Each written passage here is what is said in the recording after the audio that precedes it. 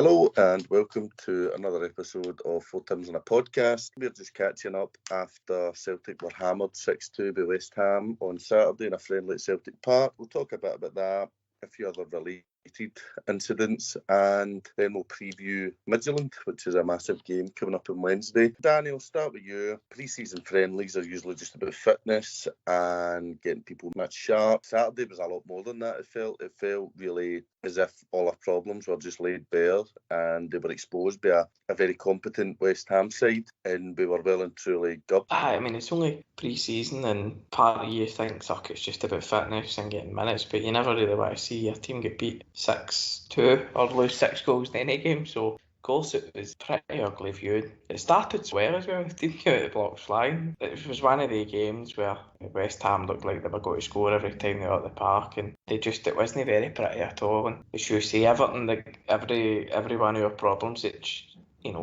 let's be honest, we all know what they are, but it was pretty much highlighted right there again for everybody to see. The only saving grace, I would say, is I don't think we'll play a team as good as West Ham again this season. So players like Murray and Welsh, who particularly struggled up against Big Antonio, I don't think they'll come up against a player like Antonio the rest of the season. So positives in that way, but it was a pretty ugly day on and off the park for Celtic, as I'm sure we'll talk about. And one of the big issues was the goalkeeper. I think we were all willing to give him a chance, but the last 2 games, he's not covered himself in glory. The Midtjylland goal, he was all over the place. And then yesterday, his positioning was, I don't think I've ever seen positioning that strange. It was just so bad. And it looks as though his confidence is just gone. He doesn't seem to have done anything since he signed him. We signed him for $5 million, and he doesn't actually look like a goalkeeper, as harsh as that sounds. What did you make of him? I think, like you said, everybody was like, right, we'll give him another chance, and under new management and things like that. And listen, the defence certainly won't help him because defence are fucking shambles. But he's just, I don't understand how that was the same keeper that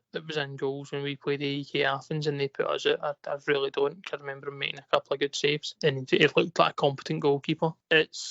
I don't know. I really don't know. There's no really a point where we can make any more excuses. If he's not settled or he's just enjoying it or whatever it may be, we can't really continue on wait for much longer. It's something that needs rectified, that needs sorted, because we've seen it with Rangers last season, just how many points in games a goalkeeper can win you, and having somebody who can make big saves at big moments. We've seen it over the years with Boric and Fraser Foster and whoever it may be. We've seen it. Again, I'm no big again down the route of Foster again. He's already told us they didn't want to come back before. And again, people are banging on about, goalkeepers need to be able to save the ball first and foremost. And aye, that's right. But then when it's with the same people that when Foster's trying to play passes that he's incapable of doing, the ball goes out the park, they're going after that. Like, that shouldn't be the issue, that we are looking to him again to try and come back and save the day.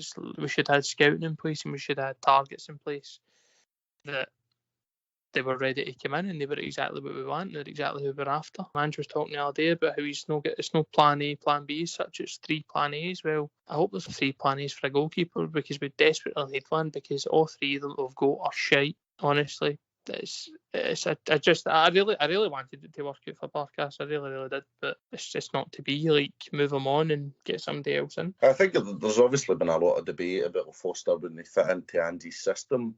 But I would sooner give Foster a chance to play out of his feet than stick with Barkas, because Foster can save shots, which is obviously the main objective of a goalkeeper. And you would like to think somebody could coach him into coming out and catching crosses and fucking passing the ball to his centre halves. But you never know. I mean, again, Fraser Foster and Barkas are the only 2 goalkeepers in the world. Again, if we had a director of football in place and proper scouting, we probably would have loads of goalkeepers on our radar, and maybe would have somebody quite competent in. Dan, I'll come to you now. It's not just the keeper that's an issue. The 2 centre halves, young guys. If you're ever going to make a mistake, probably a pre-season friendly is the way to do it. But that can't be good for their confidence. Anthony Ralston and Greg Taylor, I don't think are good enough. But it comes a point, I think it was this way as well with certain players, like Johnny Hayes. The Johnny Hayes wasn't good enough for us. There's no debate there.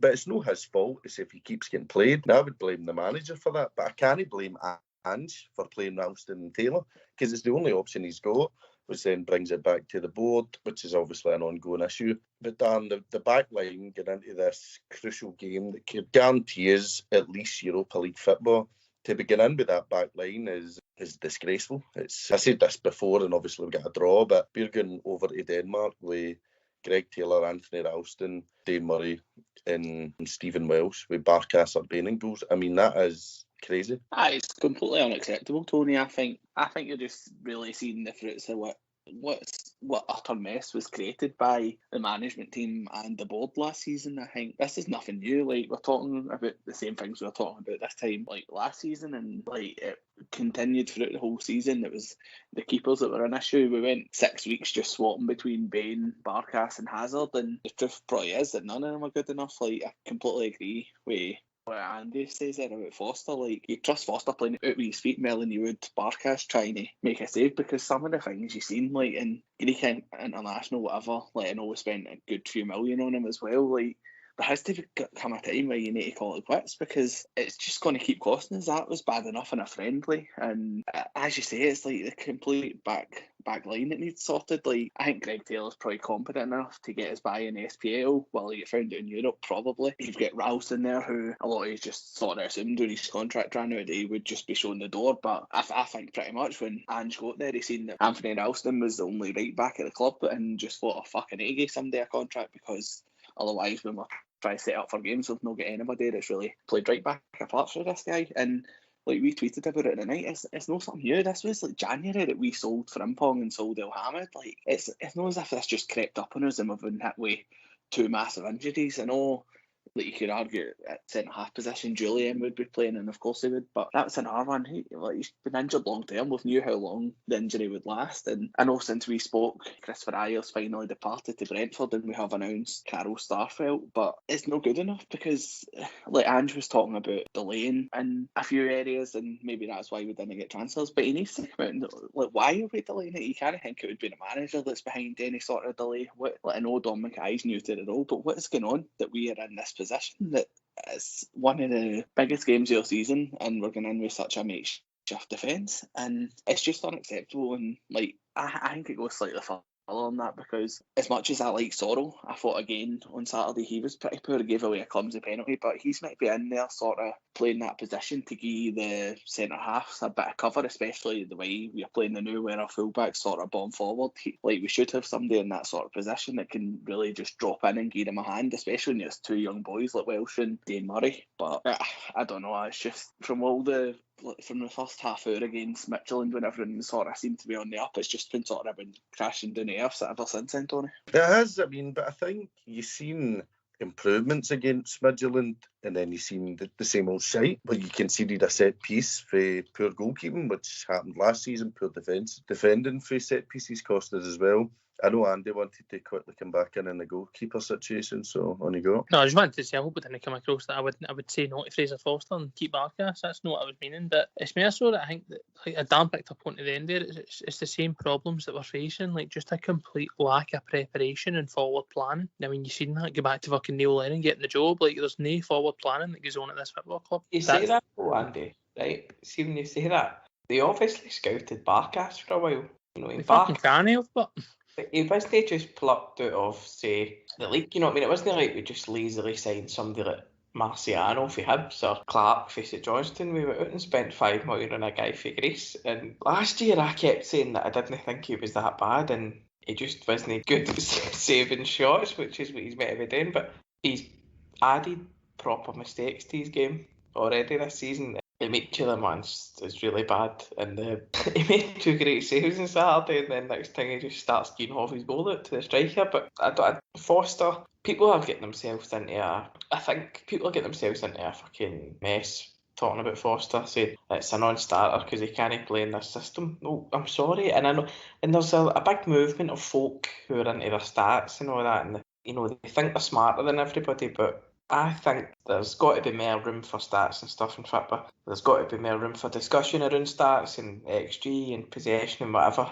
There's definitely got to be people that change their attitudes, but the keeper's just got to keep the ball at the net. And I don't care if Foster can't pick Tony Ralston out in the fucking defensive midfielder position with a chip. But if he can keep the ball at the net, then he's got to be the Celtic keeper. So it's just ludicrous to say no because he can't play in Andrew's system when he's never fucking trained under Postecoglou. And considering I was against Foster coming back 2 years ago because I thought it was just lazy for Neil Lennon, and then you seen after a couple of weeks how good Foster actually is again, and you were reminded, and it was brilliant. Anybody saying no to Foster in our current state is sadly mistaken, I'm afraid.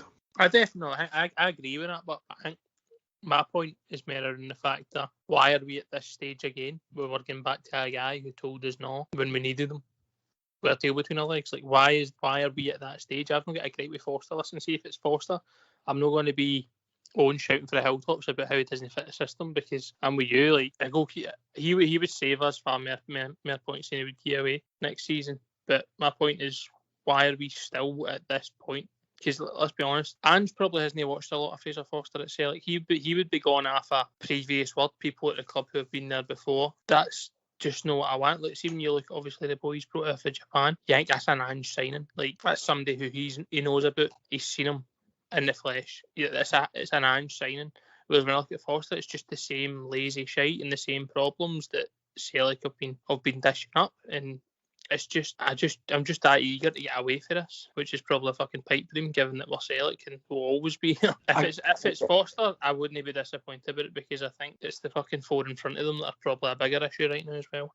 I agree, but see this talk of Foster not being able to play in the system. What's the system? All he's got to do, I'm pretty sure Fraser Foster's good enough to get the ball, pass it to somebody at the 18-yard line who can then turn and play with it. I don't. Are people saying Fraser Foster isn't capable of playing 6-yard passes? Is that what we've got? You know, it's like, but some people are just that desperate to, like you said, some people they're so much smarter than everybody, and their stat sheet says differently, but they've never watched or played the game in flesh, and that's part of the issue. But if it's Foster, I'm happy enough. I think we've got bigger issues, but one of the issues then comes with the fact that it's a lazy signing, but I would take it, because I just think we're in a sorry state. We need a fucking lot of bodies in, so he's somebody that you know what you're going to get from him, and that's big saves. It's funny we're having this discussion about Foster. I don't think we've approached Foster. I know we're talking about it and talking about how we would fit into systems. I think it's pie in the sky. If he wouldn't come last season, when we were going for a big season and 10 in a row and all this stuff, why the fuck would he come up for this? He's got to concede more goals this season if he's a look at the defence. So I agree with that, and I don't think we'll sign a new goalkeeper. Well, I thought he would stick with Barkas after Saturday. I don't know if he can afford to, but I don't think Bain's good enough. I think we might need two goalkeepers, I think we need two goalkeepers, two right backs, two centre halves, and two left backs to be where we should be. But we'll move on to the kind of more positive side of things. For me, I think Callum McGregor and Christie are looking a lot better under the new managers. But I feel as though Callum McGregor's going to need to kind of drop back and babysit Sorrow in the defence now.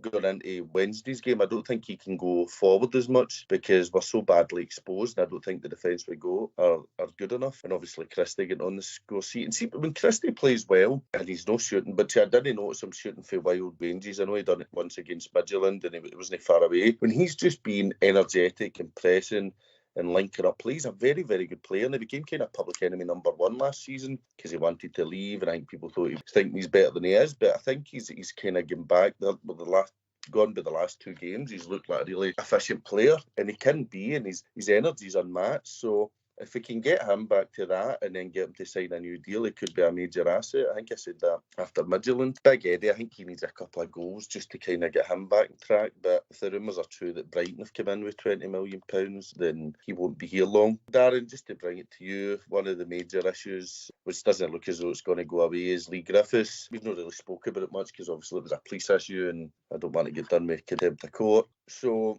there was obviously a big saga whereby he'd apparently been messaging underage girls. There's obviously a lot of talk about what you can prove and what you can't prove. He came on Saturday, a lot of us thought, for one, he should never been given a new deal anyway because he couldn't have been fit last year, and the fact he's not turned up for a long period of time consistently. And then after this incident, there was a lot of people thought he should have been sacked in the spot. That's not what's occurred. He came on Saturday, and I'll be honest, I was at the game, but I was back in the pub for him coming on, and he was booed, and it stirred up a lot of debate. There's a lot of people who think that it was the right decision, including all of us. I don't think he should play for Celtic Football Club anymore. I think I did speak for the podcast when we say that for a number of reasons.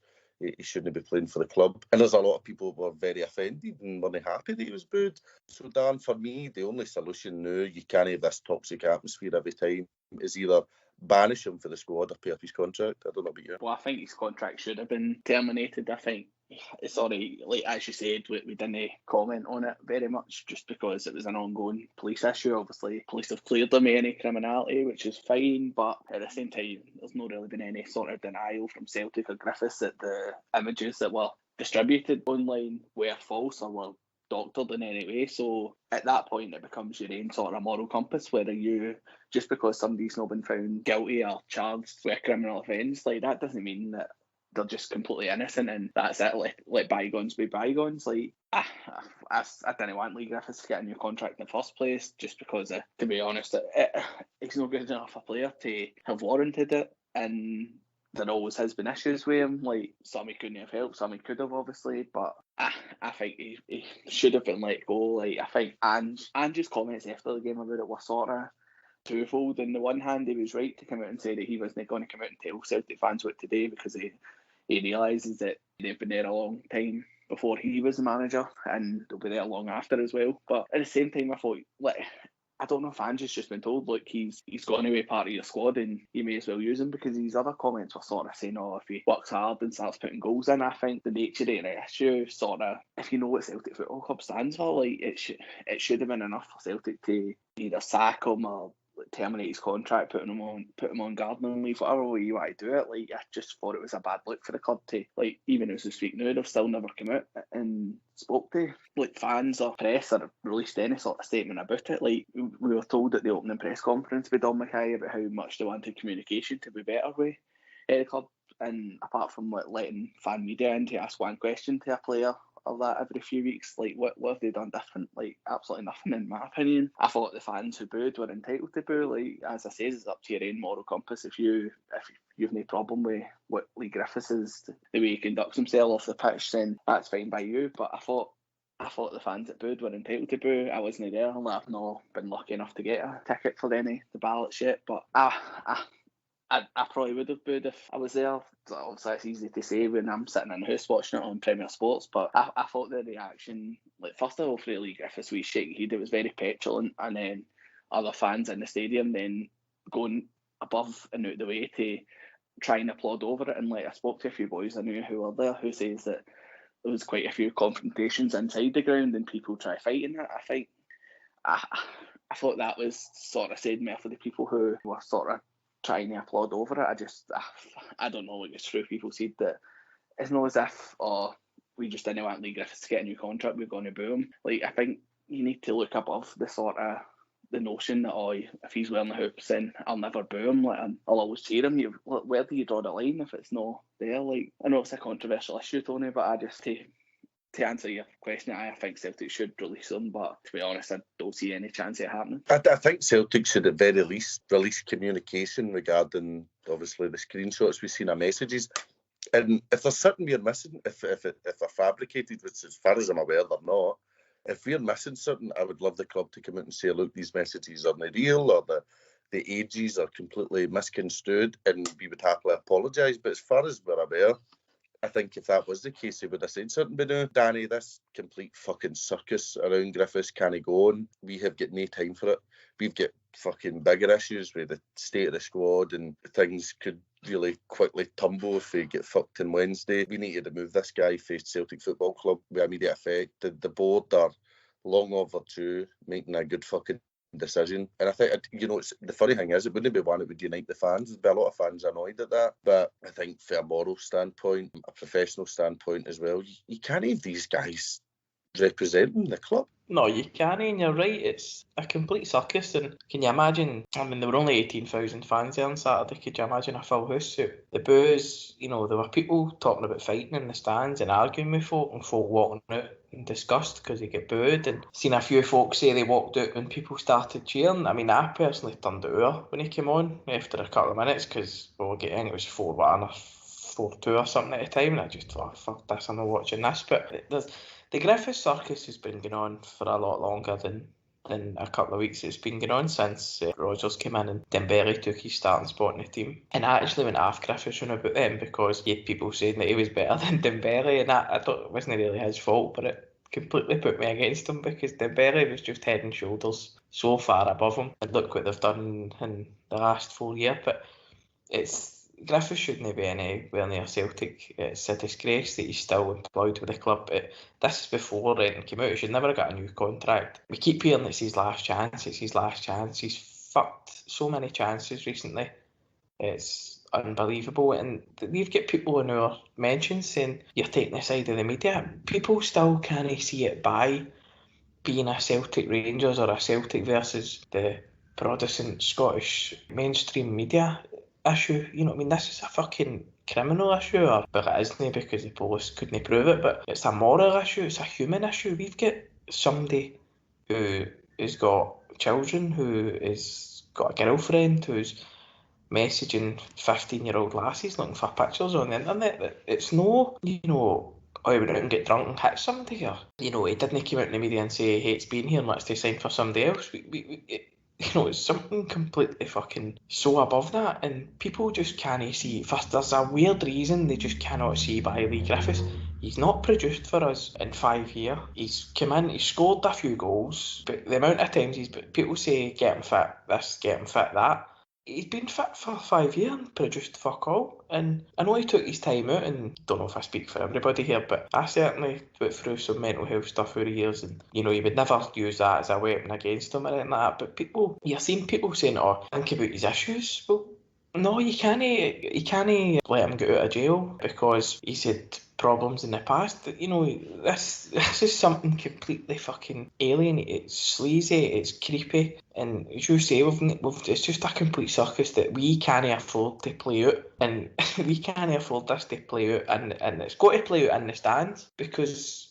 And I'm going to say something controversial, but I've resented Griffiths scoring for the last 2 seasons. And when he scored that late goal at Johnston, I was fucking raging. Because biggest season in his career, biggest season in our life since Rangers were going for 10 in a row. And he can't get himself fit. And you think, right, that's him. He's got to go. Because bear in mind, he came back for his troubles the season before and couldn't get fit. And then he comes in at Christmas and he was all right. But let's be honest, the turning form that coincided in them bottling it in 2020 was down to Edward deciding, fuck this, I'm too good for this, I better start showing it. And, all of a sudden Griffiths is a hero again, and then he can't get himself fit, and you think, right, that's it, it's got to be. Like, Celtic just need to cut their losses here. Even when Neil Lennon calls you your fitness a disgrace, you know what I mean? You're fucking bad. And then unconfirmed, don't know if it's true, but we've all heard the stories about him cheating his times on Strava during the lockdown, and apparently wasn't eating right and all that. And you just think, well, what more do folk get away with? And then I thought, fuck him. If he can't take, if I was getting paid the amount of money he's getting paid to be fit, I'd be fucking fit.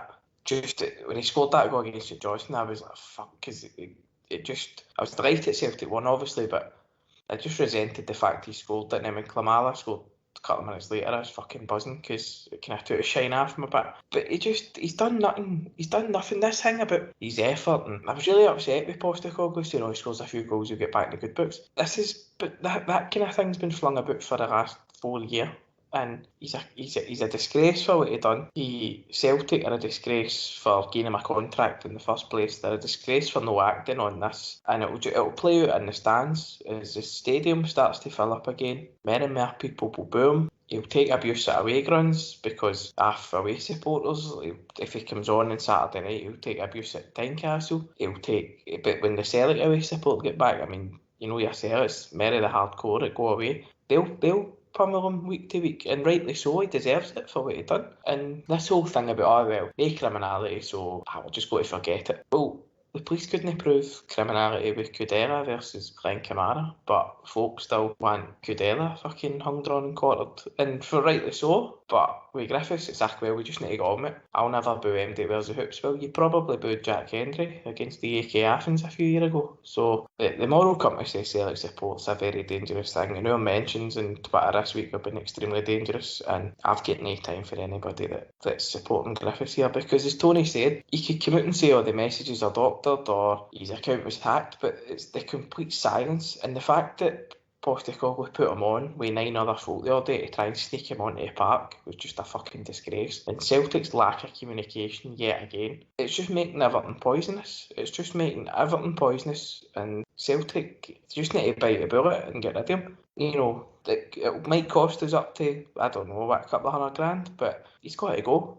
Because who's going to sign him? Who are we going to sell him to? He's got no value to Celtic. He's got absolutely no value. If it means us going without a striker for a couple of weeks until we sign a new one, then absolutely we need to do the right thing. And this whole scores a few goals and people forget, well, they're very fucking mistaken if they think that. And it's time Celtic fucking grew up and done the right thing. And this whole sitting, they're just hoping people forget about it, and that makes it even worse to me. I promised so many new things after Mackay, and I've got no doubt the guy walked into a complete shit show. He probably thought Eddie Howe was in the bag, and then it wasn't. He's had to react and went out and got Big Ange, and as I say, we all like Big Ange so far and what he's trying to do.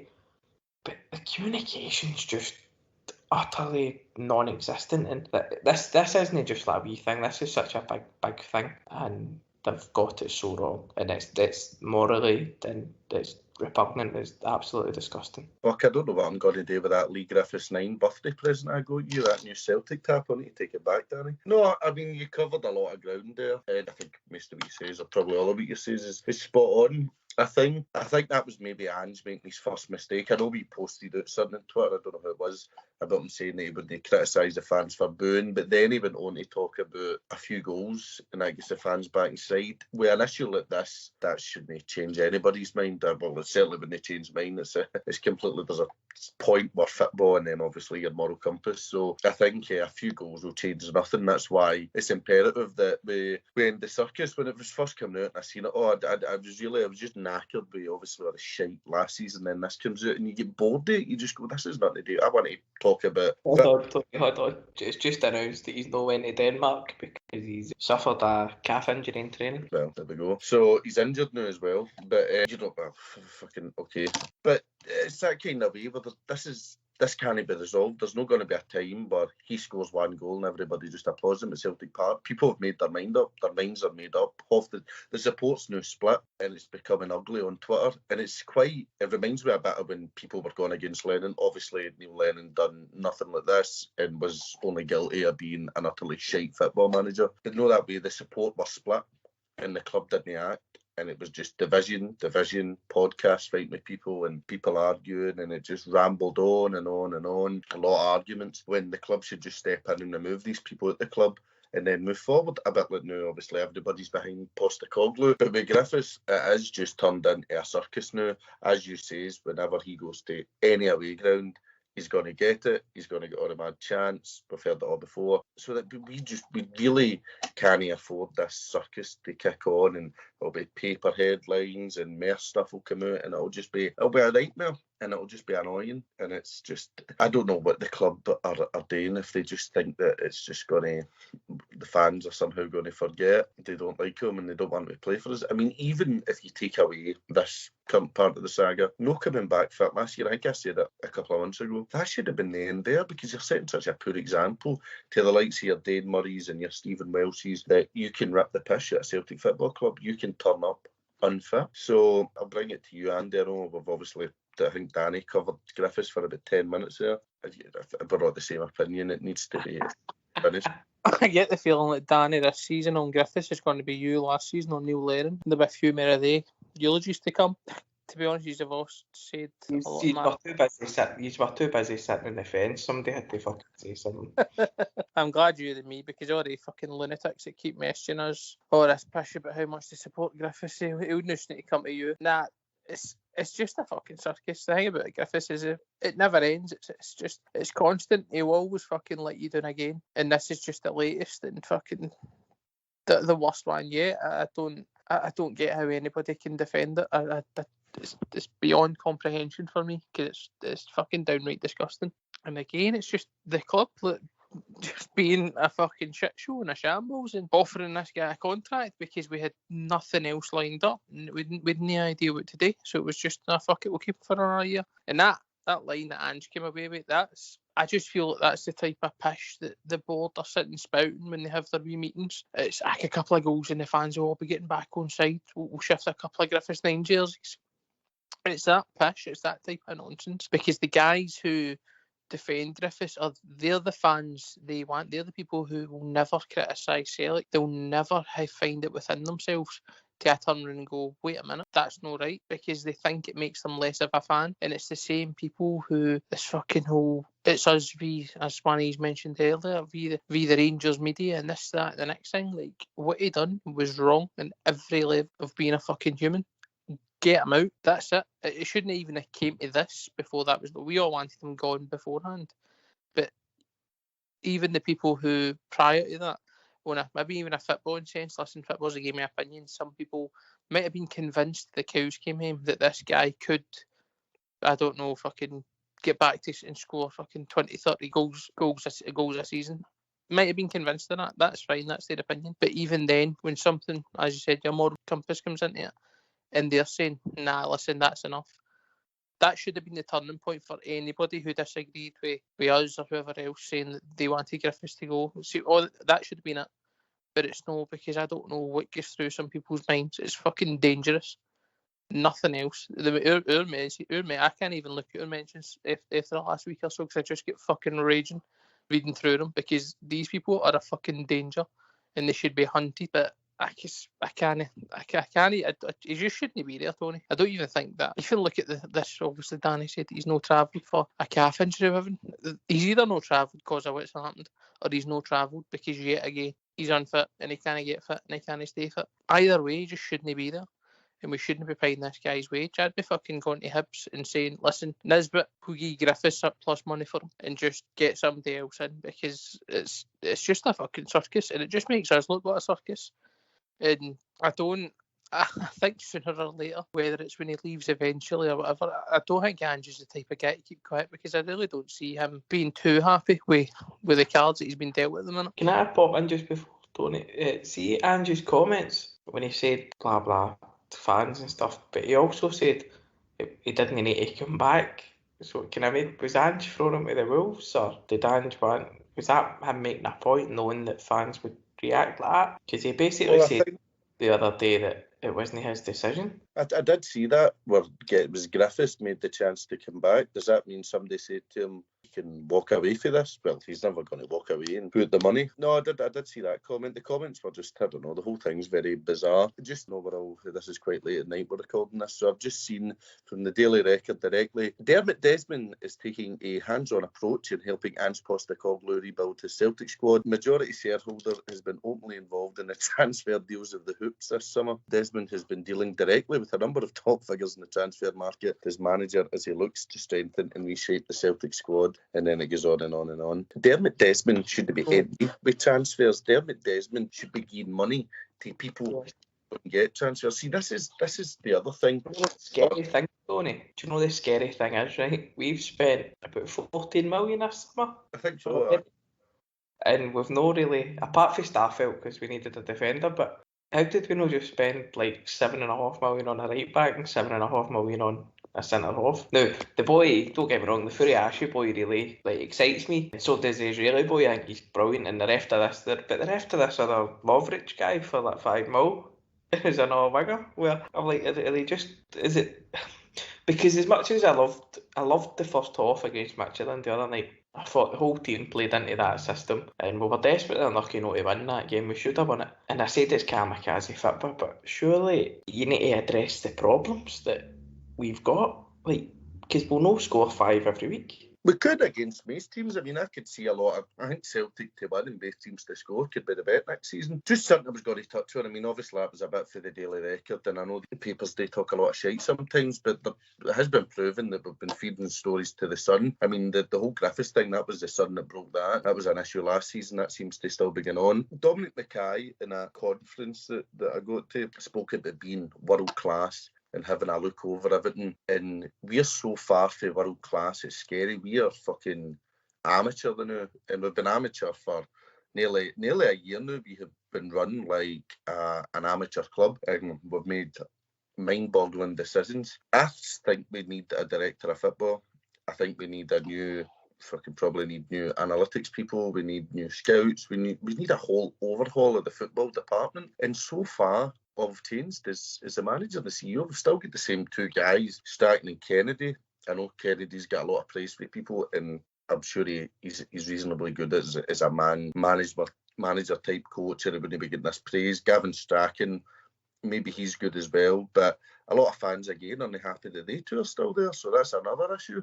I just feel as though, as much as we're talking about being underprepared for Midtjylland, we're underprepared for Hearts. The league season starts in 6 days. The winner of the league gets into the Champions League without having to play a qualifier for the first time in, must be well over a decade. It must be about 12, 13 years. This is a massive league title. Rangers are very strong. They were miles ahead of us last season, and our only saving grace was they didn't win an invincible treble. We're underprepared for Hearts, never mind Midtjylland. I mean, I think we could drop points at Tynecastle. I know some people will be saying this is just ridiculously negative, but when you look at what we're getting into it with, it's insane. So I think if we're going to be a world-class outfit, there must be so many players coming in this week, along with a director of football and a full new football department for the season started. But I seen Starfelt could be fit for Saturday, or he could be able to play if he's obviously isolating, but it's still too late. You need these guys to be in early. How long have we known Postecoglou's going to be the manager? Nearly 2 months. How the fuck was the right back not identified and signed that time? I get it takes time to sign players, but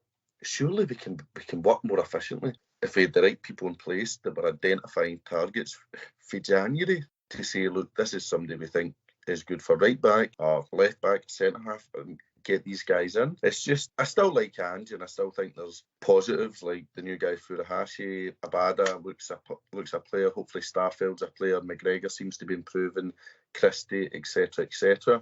And I like the manager a lot. I've got a lot of time for him. I think he's very honest, which is good, opposed to saying, oh, we were unlucky or we were brilliant and just lying to the fans. But I feel as though this week could be challenging. I thought last week was going to be challenging.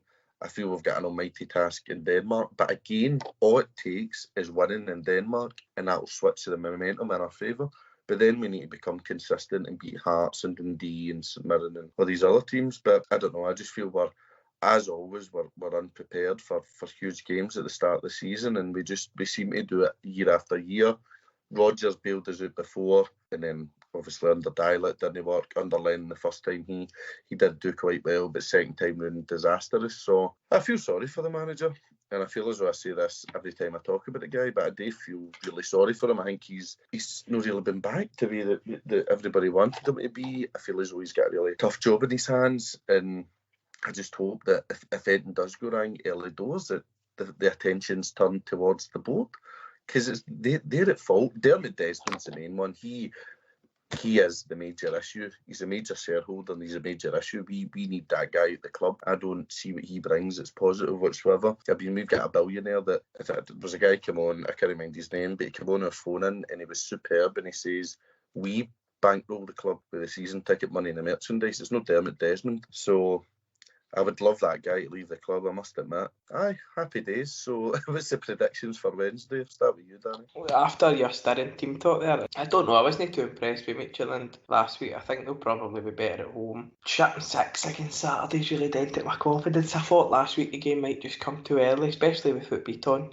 at the back, and I don't know, if Midtjylland watched that on Saturday, they must fancy themselves at home. They'll probably just start feeding the ball over the top and see what happens. But Serie have always got a goal in them. Obviously, there's no away goal now, but we do always have goals in us, and we should have scored a lot more than one last week. Edward always has a goal in a big game, so I'm looking forward to him to burst the net. But I don't know, I think Celtic will go through, but we can have no complaints if we go, because we're so underprepared. It's like, see when they brought in the boy Kenny on loan last year on like deadline day, that should have been the warning bell that we were going to head into the Champions League underprepared again at right back, because we've sold Frimpong. We all had fucking mixed opinions on him, but at the end of the day, he was a fucking great wee player who probably will going to be better. But you asked for a prediction, I'll say Mahid says will get done 2-0, but my heart says it will be 1-0 Celtic and Edouard will get the winner. Andy, you going to give a realistic prediction? I wanted to pick up one. Obviously, I didn't mention much about the West Ham game, but I don't really like using friendlies as a massive indicator. Like, people are getting dead upset about it and all. And I agree with one. He said it's never nice to see your team concede 6 goals, right? But at the end of the day, it's a friendly. Like, it doesn't mean fuck all the players know that just as much as everybody else. It's time in the legs, and we won't come up against a front line like that. That boy Antonio could play for most teams in the Premier League. So it wasn't a big fear for me, because I don't think Midtjylland are to be feared. I think we can go and we can score goals, and we all know, just you fucking rave about it just about every week, Tony, but you know Edouard can go there and can change the game himself. The boy Abada, obviously, to be sacrificed after Reunier made an arse of it, but I think it's definitely winnable. I don't really see why not. You've got to go with that attitude. I'll roll with a fucking bomb scare at the back. I think we've got enough for the midfield and the front line to go there and to win that game. I do think it will be a both teams to score Celtic to win bet that will be going on for myself, but I really don't see anything to fear. I'm going to say 2-1 Celtic, and I think going forward there'll be a lot to be happy about. I really do. Like Christie's somebody else I've been happy with. McGregor's been offering and scoring goals, and then obviously I mentioned Ruboy Abada, and Eddie's just does Eddie things. And I think Turnbull's, obviously, for what we've seen in the friendlies and in the game against them so far, I think he's got another gear to come on to anyway, which I think will come with game time. Do you know what I mean? So I'm looking forward to that. But I do think there'll be an absolute calamity at the back, and somebody will make an arse of it. Probably a fucking well-shown goal or something. But I'll go 2-1 Celtic. Darren, what are you going for? I don't know. I don't know if the players will have wiped Saturday from their memory as much as Andy would maybe want us to believe. I think the fact that that's happened will have had a major effect on the mentality in any game, especially when you've got young boys in the centre half, thinking how many they've conceded, and just sort of like before Saturday I was very confident, and do you know what? See, it makes me just despise what happened with Beaton even more last week, because I think if Beaton had just let the player get booked, we'd have went on and won that game comfortably, probably about 3-0 or something. But Saturday really, much like the rest of the supporters, sort of dented my confidence, and I just think we're bound to concede. I don't see how we can go there and like just keep a clean sheet. Like, Midtjylland looked really poor against us. They didn't really open up. Of course, that you'd expect that to be different in front of the home fans, and not just the effect that Saturday will have on us, the effect it'll have on Midtjylland when they look at us and see that if as Danny calls it, if Ange continues with his kamikaze football, then you're going to see Midtjylland if you just sort of contain Celtic, they'll just throw men forward. But I think it was my pal Sammy who put on Twitter, there was a screenshot from the friendly, and at one point Celtic had near enough, I think it was 8 outfield players, like I think it was just outside the 18-yard box, West Ham, and like you're looking at it, if you've got players with pace attacking you, then you've got the 2 centre halves and the keeper to beat, and that's it. You've not got any sort of backup, and I think teams in Europe will be wise to that and could catch us out. And I'm really torn. Like my heart says that Celtic will win 2-1 and Edouard will turn up and put Midtjylland to the sword, but my head says that I think we might get beat 3-1 and we'll probably sell Christie and Edouard by the weekend. But I don't know, Tony. It's very much head v heart just now. I mean, Andy touched on we've not got any fear for Midtjylland, and I think I touched on this before.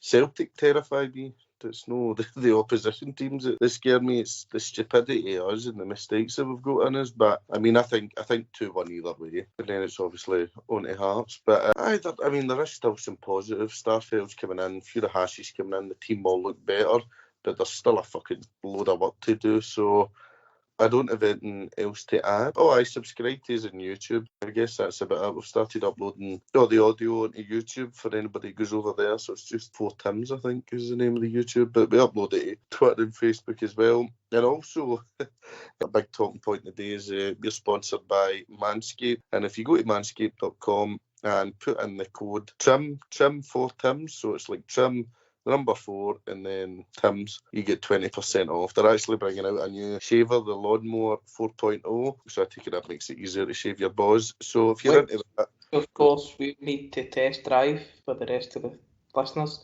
just to make sure it's all right. If Manscaped want to send us a couple, they can go ahead. So Aye, manscaped.com, trim for Tims, 20% off for all your hygienic, manly things. But aye, that's it for us. Hopefully get the result on Wednesday, and we'll be back then. Take care, bye-bye.